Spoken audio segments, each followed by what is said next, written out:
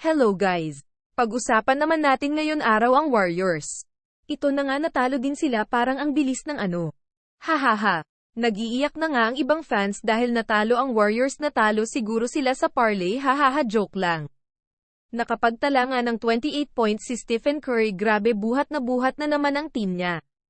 Kaso lumabas naman ang galing ng mga batang Cleveland kaya natalo at pinatulog naman ni Mitchell si Stephen Curry. Makikita nga sa laro ng Warriors na kulang talaga sila sa sentro na malakas, sana mapag-isipan din yan ng management staff baka kasi magaya din last season. Sa mga ka-teammate naman no Curry si Green ay naka 18 points at si Kuminga at Thompson naman ay same lang sila na 15 points, kita mo talaga ni si Stephen talaga ang tagabuhat.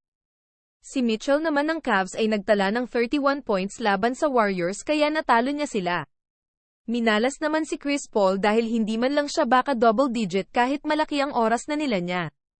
Better luck next time na lang sa GSW, wag kayo mag-alala dahil maganda naman ang panimula ng Warriors kaya wag na magalit ibang fans dahil natalo ang Warrior babawi yan next game sure na sure ako. Talaga lang hindi para sa Warriors ang laban nato pabor lang talaga ang laban ngayon araw sa Cavs, malalakas pa kasi gawa mga bata pa sila. Pero next game ng Warrior sure panalo yan kaya lakihan nyo na ang mga meron nyo alam niya na yan hahaha charot. Ako. Ayun lang guys pa like subscribe naman ng channel ko pa share na din. Yun lang tapos na.